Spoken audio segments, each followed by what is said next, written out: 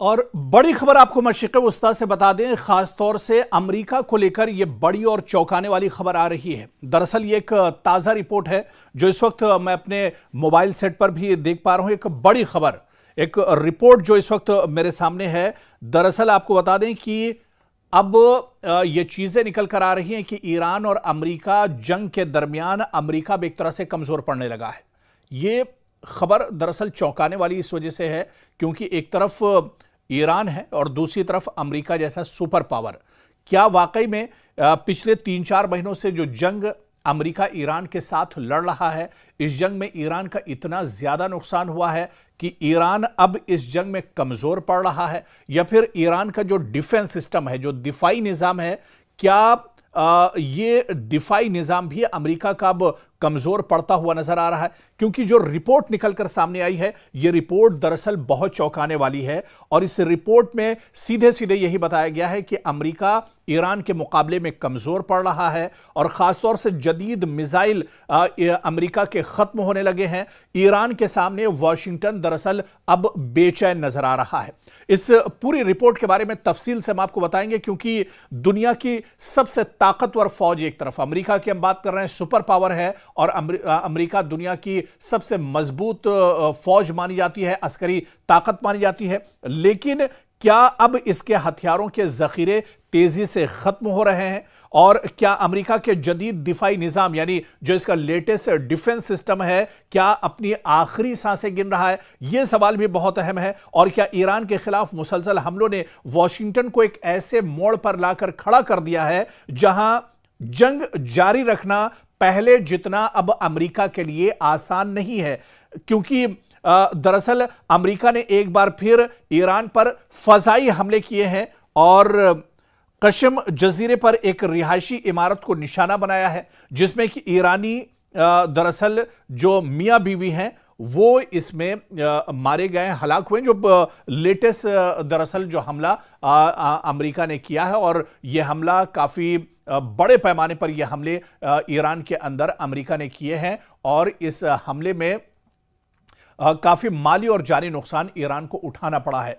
लेकिन इस हमले को लेकर ही दरअसल एक रिपोर्ट जो जाहिर की गई है, वो रिपोर्ट दरअसल ये बताती है कि अमेरिका का जो डिफेंस सिस्टम है वो अब एक तरह से नाकारा हो रहा है। डिफेंस सिस्टम अब एक तरह से कमजोर पड़ रहा है और अमेरिका का, और एक रिपोर्ट इसको लेकर बाकायदा आई है जिसमें यह शाये किया गया है कि जो डिफेंस सिस्टम अमेरिका का है ये एक तरह से इसका जखीरा खत्म हो रहा है।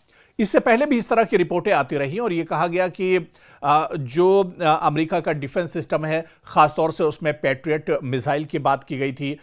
इसके अलावा जो दूसरे और जो मिसाइल सिस्टम है, खासतौर से जदीद थार्ड की बात की गई थी कि थार्ड फजाई दिफाई जो निज़ाम है यह भी अमेरिका के पास अब एक तरह से कम है।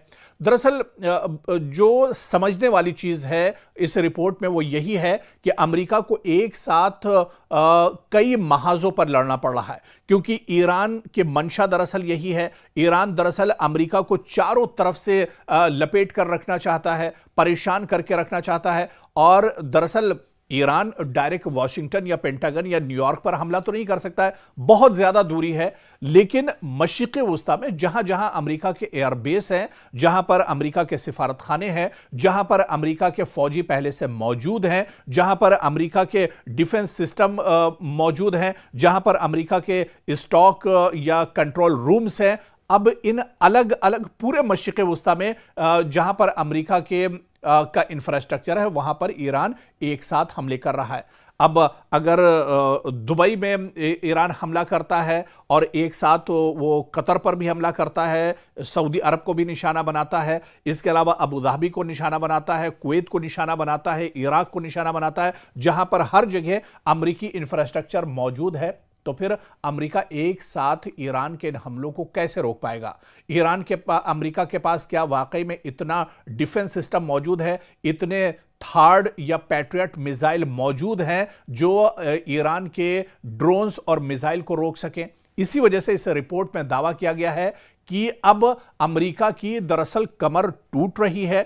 मशरिक़ वस्ता के उमूर के माहिरीन के मुताबिक भी अमेरिका के जदीद और इंतहाई महंगे जो दिफाई हथियारों का जखीरा है वो दरअसल तेजी से कम हो रहा है। इनमें दूर से हदफ को निशाना बनाने वाले ज्वाइंट स्टैंड ऑफ वेपन्स और जदीद थर्ड फजाई दिफाई निजाम के मिसाइल भी दरअसल शामिल है। और यह कहा जा रहा है कि अब डिफेंस सिस्टम दरअसल अमेरिका का कमजोर पड़ रहा है, और जब किसी का डिफेंस कमजोर पड़ जाए तो उसकी हार एक तरह से तय मानी जाती है, और यही कुछ इस जंग में अमेरिका के साथ हो रहा है। हालांकि एक खबर बीच में यह भी आई थी जो हमने आपके साथ शेयर की थी कि अमेरिका बड़े पैमाने पर डिफेंस सिस्टम को लेकर दिन रात काम कर रहा है, और चाहे थर्ड की बात की जाए या पैट्रियट मिसाइल की बात की जाए, इन मिसाइलों का प्रोडक्शन बहुत तेजी से अमेरिका ने बढ़ाया है। लेकिन रातों रात कोई थर्ड या पैट्रियट मिसाइल तैयार नहीं हो पाते हैं, बल्कि इन मिसाइल्स को, इन आलात को और इस डिफेंस सिस्टम को तैयार करने के लिए एक लंबा वक्त दरकार होता है, जो अब अमेरिका के पास एक तरह से नहीं है, क्योंकि ईरान लगातार अटैक कर रहा है। ईरान मशरिक़ वस्ता में जितने भी महाज हैं, जहां जहां अमेरिका के एयरबेस हैं, अमेरिका का इंफ्रास्ट्रक्चर है, वहां पर लगातार हमले कर रहा है। चाहे बहरीन की बात करें, जॉर्डन की बात करें, Iraq, Dubai, Kuwait, Qatar, Saudi Arabia, बहुत से दरअसल इलाके हैं। और पहले की रिपोर्ट में भी हम आपको तफसील से बता चुके हैं कि अलग अलग पूरे मशरिक़ वस्ता पर दरअसल अमेरिका का दबदबा था। अमेरिका दरअसल पूरे सऊदी और खलीजी ममालिक को सिक्योरिटी देता था। इसी वजह से अलग अलग जगहों पर, अलग अलग गल्फ के जो ममालिक थे, खलीजी ममालिक थे, वहां पर अमेरिका ने अपने एयरबेस बनाए हुए थे। लेकिन अब इन एयरबेस पर जिस तरह से ईरान हमला कर रहा है, जिस तरह से कुवैत के अंदर जो अमेरिका के फौजी थे मारे गए हैं, उसके बाद से अब अमेरिका दरअसल बेचैन है। और इसी के बाद अब जो ताज़ा रिपोर्ट आई है वो ये बताती है कि अमेरिका की इस जंग में कमर टूट रही है। अमेरिका का डिफेंस सिस्टम दरअसल कमजोर पड़ रहा है। अमेरिका के थर्ड और पैट्रियट मिसाइल का जो जखीरा है वो दरअसल तेजी से खत्म हो रहा है, और इसी वजह से अमेरिकी सदर डोनाल्ड ट्रंप के पेशानी पर दरअसल परेशानी अब बढ़ गई है, और अब वो समझ नहीं पा रहे हैं कि आगे ये लड़ाई किस तरह से जारी रखी जाए। इसी वजह से अमेरिका अब बड़े अटैक भी कर रहा है, बड़े पैमाने पर तेहरान और ईरान के दूसरे जो शहर हैं वहां पर अटैक कर रहा है। अमेरिका चाह रहा है कि जल्द से जल्द या तो यह जंग खत्म हो, इस जंग का इख्तिताम होना चाहिए, वरना फिर कोई बीच का रास्ता निकलना चाहिए। हालांकि ईरान यह कह रहा है कि यह जंग अब जब ही रुकेगी जब ईरान अपनी तरफ से कोशिश करेगा, या ईरान जब चाहेगा तभी यह जंग रुकेगी, वरना यह जंग इस तरह से अब रुकने वाली नहीं है, क्योंकि बातचीत बहुत हो चुकी। अब ईरान मैदान में उतर चुका है, और अब आर पार की लड़ाई दरअसल ईरान इस पूरे मुद्दे को लेकर लड़ रहा है। अगर बुहैरे अहमर में जहाज महफूज न रहे तो सिर्फ मशरिक़ वस्ता ही नहीं बल्कि पूरी दुनिया की तिजारत हिलकर रह जाएगी। तेल महंगा हो सकता है, सप्लाई चेन मुतासिर हो सकती है, और आलमी मईशत को अरबों डॉलर का नुकसान हो सकता है। और यही वजह है कि अब सऊदी अरब एक ऐसे बैनुल-अक़वामी इत्तेहाद की तश्कील की कोशिश कर रहा है, इंटरनेशनल यूनिटी की बात कर रहा है, जो बुहैरे अहमर में जहाजों को हूसी मुजाहिदीन के हमलों से महफूज रख सके। आखिर यह इत्तेहाद इतना जरूरी क्यों हो गया है, और क्या इससे खित्ते में एक नई कशीदगी जन्म ले सकती है? दरअसल इसको एक बड़े कैनवस में समझना होगा, इसको बहुत डिटेल में समझना होगा, क्योंकि बुहैरे अहमर यानी रेड सी दुनिया की अहम तरीन समंदरी गुजरगाहों में शुमार होता है। एशिया, यूरोप और मशरिक़ वस्ता के दरमियान होने वाली आलमी जो ट्रेड का बड़ा हिस्सा इसी रास्ते से गुजरता है।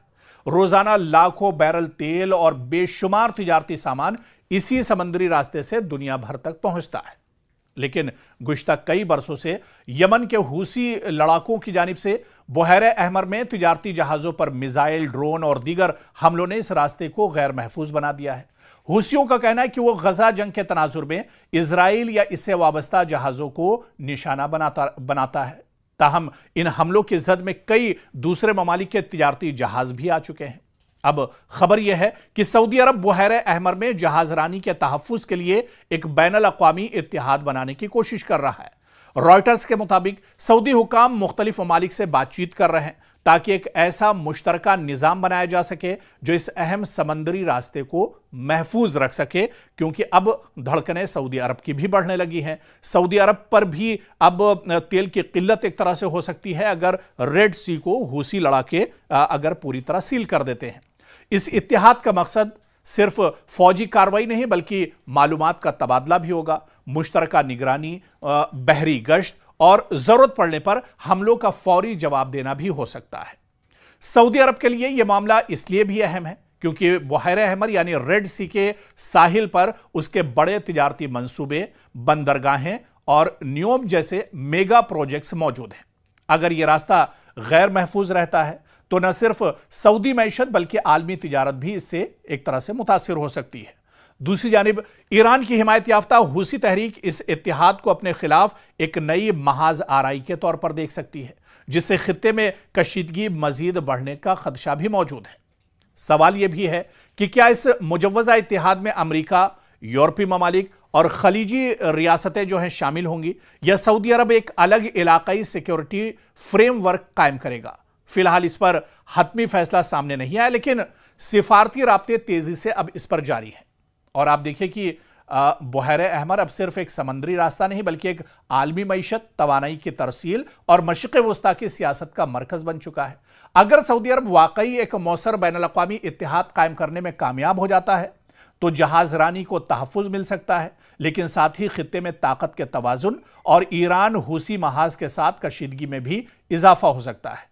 अब आने वाले दिनों में यह पेशरफ्त मशरिक़ वस्ता की सियासत का एक अहम मोड़ साबित होगी और क्या सऊदी अरब का यह इत्तेहाद वाकई में मजबूत होगा, इसका असर दूसरे ममालिक पर पड़ेगा या दूसरे ममालिक सऊदी अरब के साथ जुड़ेंगे, आने वाले दिनों में यह देखना अहम होगा। बहुत दिलचस्प होगा कि क्या सऊदी अरब को इस बड़े इशू पर दूसरे ममालिक का साथ मिलता है या नहीं।